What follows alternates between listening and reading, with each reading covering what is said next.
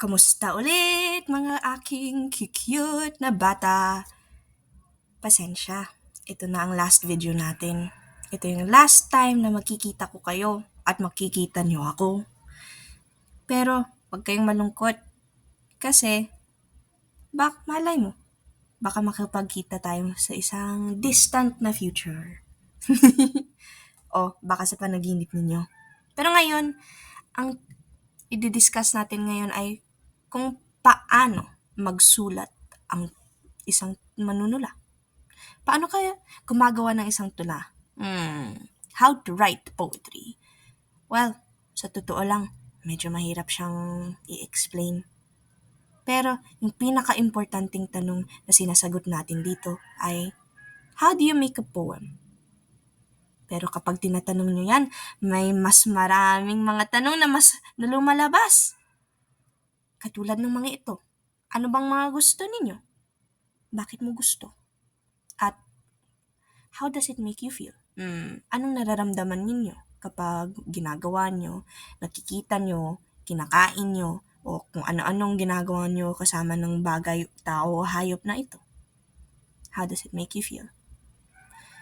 Pero yung tatlong tanong na ito, para sa akin, ay yung pinaka-importanting tanong na dapat nyong masagot habang gumagawa kayo ng isang tula. Ano yung mga gusto ninyo? Pwedeng tao, malay mo, crush mo, nanay mo, kapatid mo, pinsan mo, kung kahit sino nandyan, kahit anong nandyan, pwedeng pusa, aso, baboy, pwede din libro, kahit ano yan, kahit isang emosyon, pwede din. At bakit niyo gusto to? Baka pwede din naman bakit ayaw niyo to. So ano ba? Ayaw niyo kay crush kasi masyado siyang gwapo? Pwede din. Yung mga kung ganon-ganon. Next, yung how does it make you feel? Anong mga nararamdaman nyo? So, example, kapag nakikita ko yung mga pusa ko, natutuwa ako. Parang mas gumagaan yung loob ko. Yan yung nararamdaman ko. Pwede naman yan gawing tula. Yan naman yung basic para sa akin. Pero, baka mahirap muna.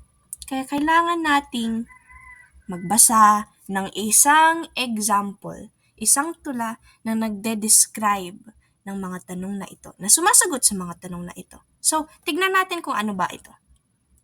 Yung tulang ito ay tawag Little Verse by Anka Bautista.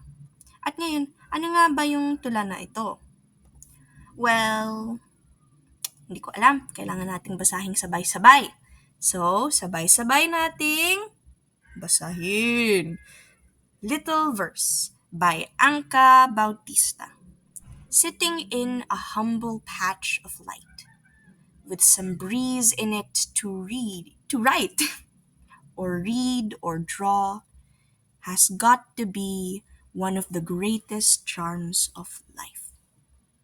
Ano bang sinasabi ng tulang ito? Di ko alam. Kaya, basahin natin together. I-interpret natin together. So, puntahan natin yung title niya. Bakit nga Little Verse? Hindi siya katulad ng kay Francisco Alarcon na siya yung unang linya ng tula. Pero siya pa rin yung topic. At bakit verse? Well, isa ding pamaraan na magsabi ng tula o parte ng tula. Parang ito. O parte ng song. Pwede din Bible verse. Parang ganun siya. At bakit siya maliit? Bakit maliit? Hindi ba dapat malaki kasi yan yung mas okay? Well, makikita natin kung bakit siya tawag little verse as we read. So, punta tayo sa unang-unang line. Sitting in a humble patch of light. So, pikit mata muna. Anong nakikita nyo? Nakaupo ka sa anong ilaw yan para sa inyo? Araw? Light bulb? Para sa akin, nakaupo ako sa labas sa mga grass. At ang ganda ng araw, hindi siya masyadong mainit, pero hindi siya din masyadong Malamig. Kung pwede yan sa araw, parang hindi. Pero yan yung nakikita ko dito sa linyang ito. So, nakaupo ka sa labas. Drawing ako ng picnic table. Ng picnic ba? Blanket. Yung blanket na nalalapag nyo dyan sa labas. O parang banig. So, nakaupo na tao dyan. So, may nakaupo. At mayroong mga ilaw na pumupunta sa kanila. Pero, yung ilaw na ito ay humble patch. Ano ang humble? Ang humble ay makumbaba. Hindi siya mayabang. Kaya gentle siya. Hindi siya masyadong mainit, hindi siya masyadong malamig, hindi siya wala. Humble. At ang patch ay hindi din siya malaki na araw din. Maliit pa rin. Patch. Parang, alam niyo yung eye patch? Parang ganun. Nagko-cover lang siya ng maliit na area. So, maliit lang yung rays ng araw na pumupunta dito. So, maliit. Tapos with some breeze in it. May konting hangin. Kaya may some. Some kasi konti yan. Pero breeze, ay, hindi yan naman malakas na hangin. Gentle siya. Para siyang kapag sobrang init yung mundo at biglang may umaapoy sa'yo, ganon. Yan yung breeze. Napaka-gentle niya. So, nasa labas ka, ang ganda ng araw, hindi masyadong mainit, konti lang yung pumupunta sa'yo. Tapos biglang, may hangin na nagpapalamig sa'yo. Pero hindi siya yung hangin na natatanggal yung mga sombrero nyo, nasisira mga payong. Hindi siya ganun. Yung gumagalaw lang ng konti yung buhok mo. Ganun siya. So, nakaupo ka dyan. At anong ginagawa mo? Anong gusto mong gawin, actually?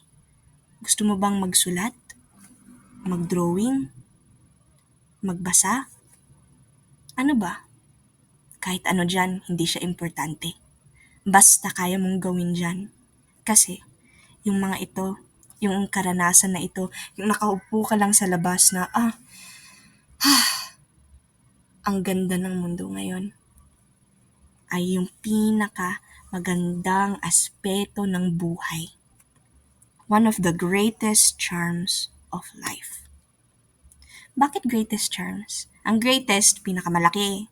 Ang charms, yung mga nag-a-appeal sa'yo, yung mga nagugustuhan mo, yan yung charms. So, charms of life. So, yung mga moments na ito, na pwede kang umupo dyan lang sa labas para lang magbasa, o magsulat, o mag-drawing, o kung ano-ano man, ay, napakaganda nila. Yan yung pinaka-importanting parte ng buhay. So, yung ibig sabihin ng tulang ito ay, kaya siya little, kahit maliit man lang ang mga karanasan mo, ay, well, pwede pa rin isulat yan. Napaka-importante pa yan. Kasi kung itignan natin, little, greatest, iba nga. Parang hindi siya pareho. Masyadong iba. Antonyms sila opposite yung meanings. Pero, nagmi-meet sila sa gitna. Kasi minsan, ang pinakamaliit na bagay, bahay tuloy, ng bagay ay yung pinakagusto mong mangyari. Yung pinaka-importanteng parte ng buhay.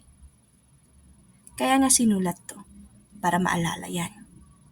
Kasi, habang nakaupo sa labas, ay siguro napaisip siya.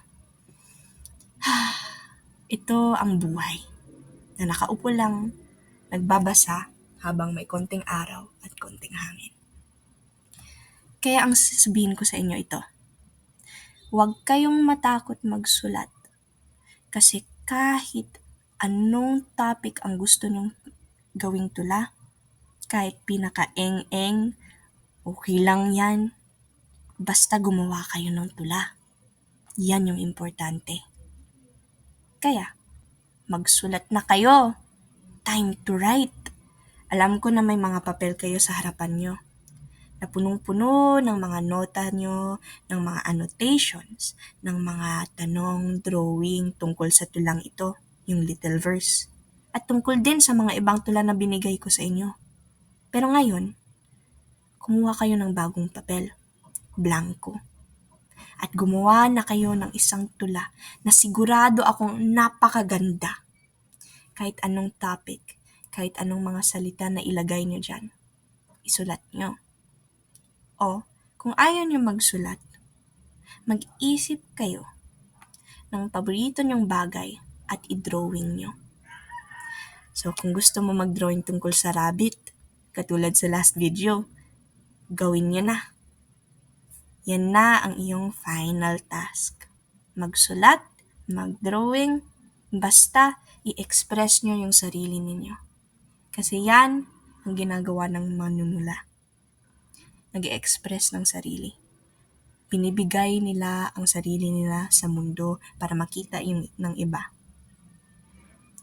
Kaya huwag kayong matakot. Kahit maliit na bagay, napaka-importante yan. Kaya, maraming salamat sa pagkikipagsama sa akin. Mamimiss ko kayo talaga. Sayang na hindi talaga tayo nakapagkita. Pero, hindi to goodbye. Until we meet again lang. Kasi malay mo, lumalakad kayo dyan sa labas. Biglang nandyan ako. Nandyan kayo sa mall. Biglang nandyan din ako. Hindi mo alam talaga sa buhay. Kaya, hindi to goodbye. Maraming salamat. Ako ulit si Ate Chess. Mag-ingat kayo. Bye! Ay, mali. Hindi bye. Until we meet again.